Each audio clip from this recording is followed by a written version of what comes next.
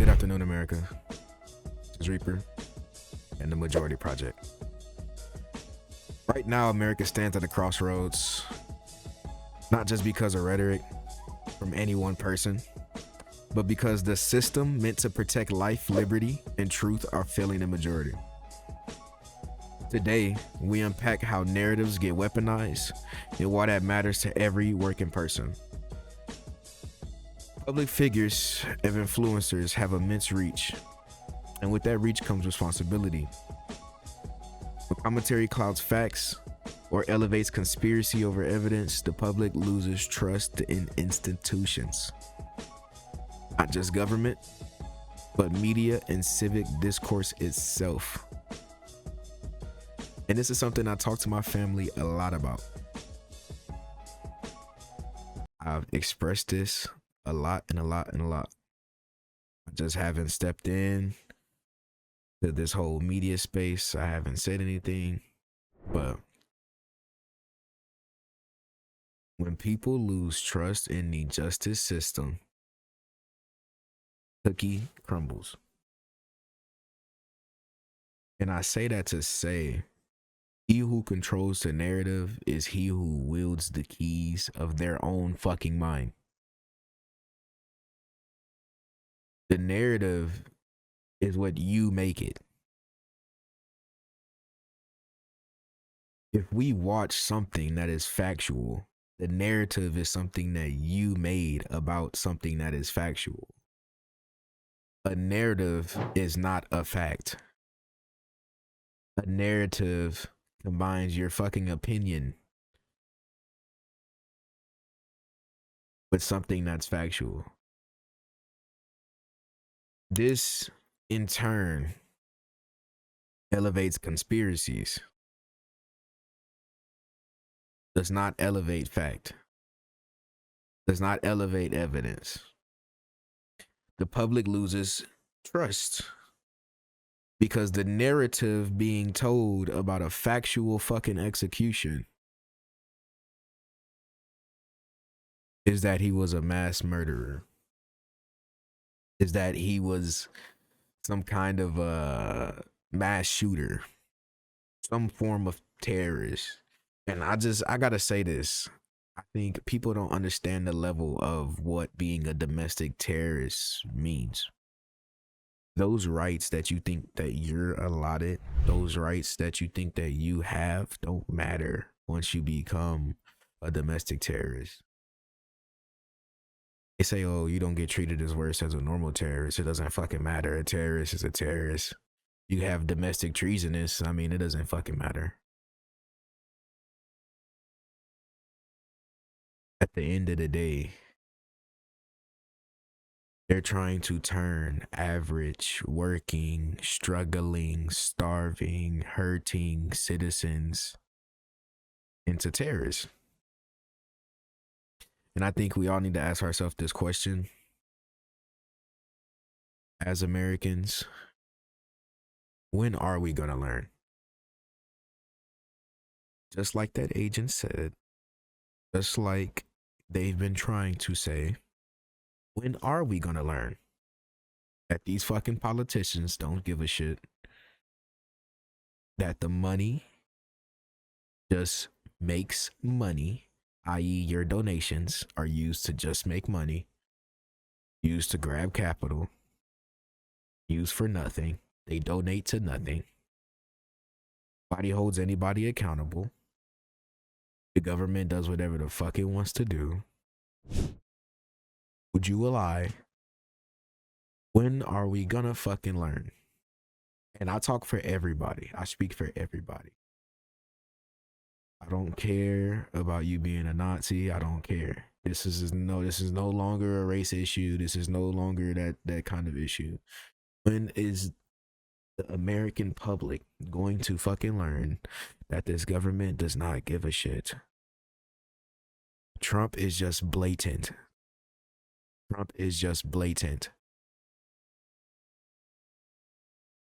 In all reality, there's been very few presidents that actually gave a fuck about one thing or another, that actually standed for something, right? Throughout our historical context. Now the government's just full of shit. So yes, when are you gonna fucking learn? Some influencers, i.e. Nick fucking Fuentes, we're gonna keep it playing out there. Nick fucking Fuentes and a couple motherfuckers spread theories with no corroborating evidence. Misinformation makes it harder to hold power accountable. And that's it. It is what it is. This section is about effect, not personal attacks. I just need you guys to know that. At the end of the day, the narratives that you put out can be very fucking potent and very fucking dangerous. And I hope that the motherfuckers in the government that just lied straight to your fucking face get exactly what the fuck is coming to them. I'm talking about once those repercussions come and called karma that we all love.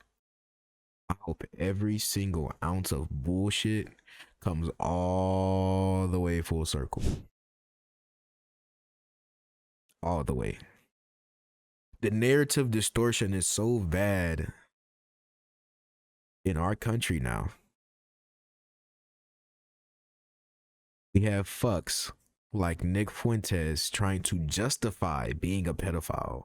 The motherfuckers are eating this shit up, just grabbing at it, love it.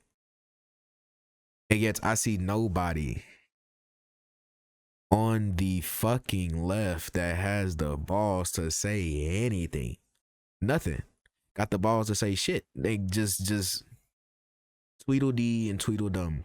Now I do see a few that do got the nerves to say fuck these motherfuckers and curse them out, right? But the vast majority of you need to actually grow whatever the fuck kind of genitalia. Hold it. Poke your fucking chest out. And say fuck these motherfuckers, bro. Fuck listening to this shit. Fuck saying they got a valid point. They don't. I don't give a fuck. You can't argue with somebody that fundamentally thinks that you don't fucking exist. It doesn't make sense. I'm gonna argue with somebody that thinks fundamentally I'm a less than. That thinks fundamentally I should be executed, right?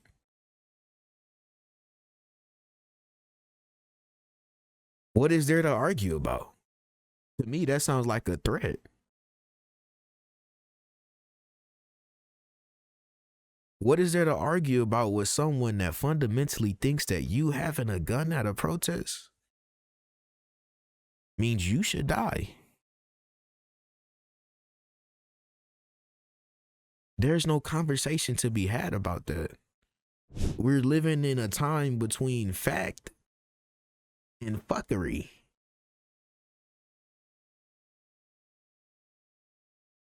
So I ask all of you to stop fucking around.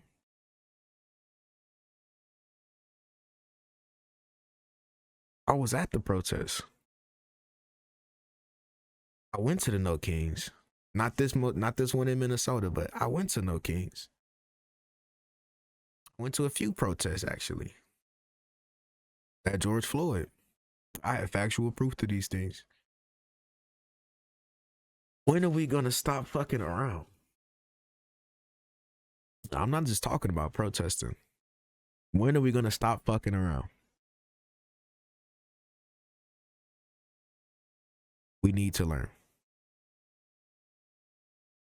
So I want to move it forward and examine this Pretti shooting situation. Situation here was a pure execution. This was a non-judicially warranted execution. This was an execution by the federal fucking government. Nothing more, nothing less. A lawful American citizen, mind you, a nurse, mind you, a neighbor, mind you, a professional, mind you, was shot and killed by federal agents in fucking Minneapolis. So this marks the second U.S. citizen that has been killed. Christy fucking knows. Whatever the fuck, I can't even remember fucking name. Whatever knows, right? Claimed he was a threat. Claimed he was a threat. An ICU nurse, mind you. A $150 size male. The man didn't look a pound over 180.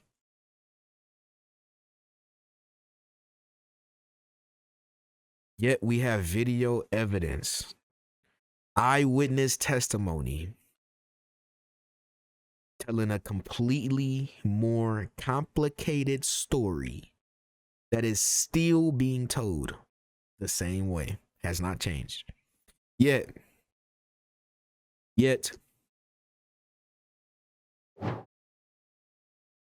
the story from the fucking government has changed so many fucking times over the past 48 hours. I think it's time to really start questioning when we take the keys out of the fucking car. When we stop letting these crazy fuckers run our shit. When we stop letting the rich eat off the backs of your suffering, of your hard work. Pretti was legally carrying a firearm and he owned a permit. Two things that are both making it through and through legal in the state of Minneapolis. I mean, in the state of Minnesota, sorry, in the state of Minnesota. Body cam and witness footage show he was recording events and assisting others before being subdued. State authorities were initially blocked from investigating, prompting legal actions. This has sparked nationwide debate of use of force, federal intrusion into cities, and accountability. Mr. Pretti did not attack an officer. So I got to put that out there. Mr. Pretti was not an antagonizer. Mr. Pretti was a legal observer who just so happened to be an ICU nurse, who just so happened to be a ICU nurse at the VA, who also happened to be a legal, law-abiding citizen that last time they had a run-in with the law was a minor traffic infraction. Yet, one of the best of us, one of the best among us, has been killed.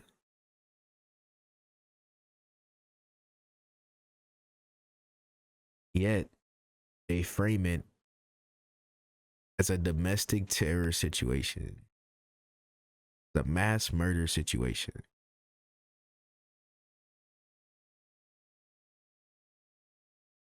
As if our eyes don't fucking exist.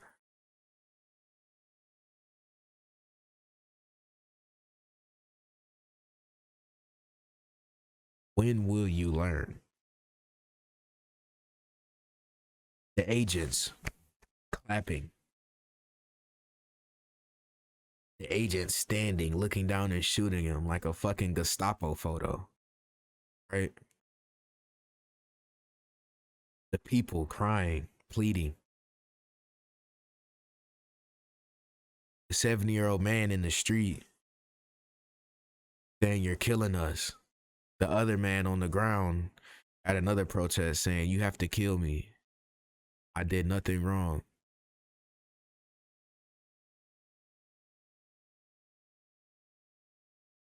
When are we gonna learn that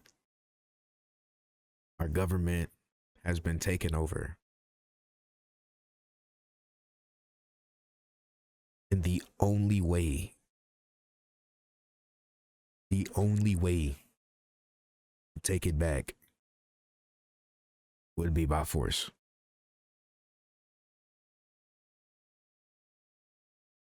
They take everything from you by force. Yet we cannot do the same. They take everything from you by force, yet you cannot do the same. And you may ask how by force? They tried to take Snap by force, didn't they? Right? Now they're trying to force Minnesota to hand over their voter rolls, or they're gonna leave ICE there. Sounds like blackmail, right? They can do things by force. They can strike penalties by force. Yet they serve no repercussions. They could blow up boats and the next day pretend as if it never happened. They could shoot a man in the street, do some word voodoo, and pretend it never happened. They can do obvious stock market manipulation in front of your face and pretend it never happened. They can rob the American public of civil systems that have been here for generations and pretend it never happened. They can rob you of your privacy with Doge and pretend it never happened.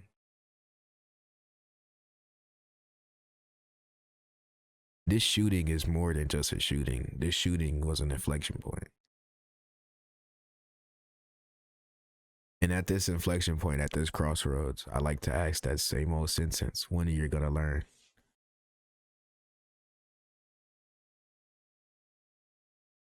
This is the Majority Project.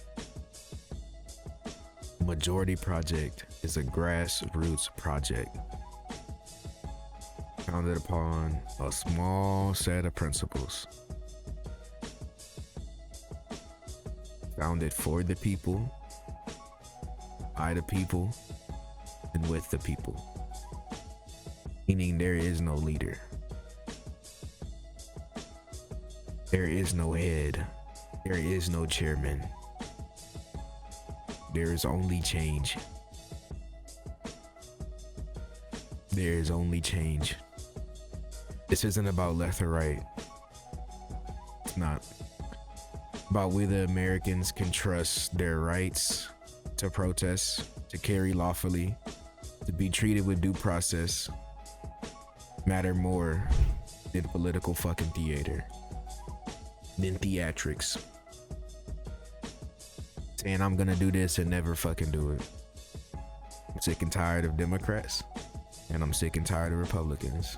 I'm sick and tired of the arguing and nothing fucking happening, and I'm sick and tired of the lack of accountability. I know you're all fed up with it. I know you're all tired of paying taxes. I know you're all tired of the public fucking executions that you get to witness before you go to work, that your kids get to see when they go to school. I know you're tired of your kids getting fucking targeted at elementary schools when you know that they're fucking American citizens. We're all getting real fucking tired. If force is used before investigations, everybody will lose trust. If narratives are shaped to protect power rather than reflect reality, people feel abandoned. Policy must improve. Policy must improve material lives and trust, or it fails. We are not here to target individuals. We are here to hold system and narratives to account. When power protects itself with distortion, the majority suffers. This is why we exist. We, the people. Welcome to the Majority Project.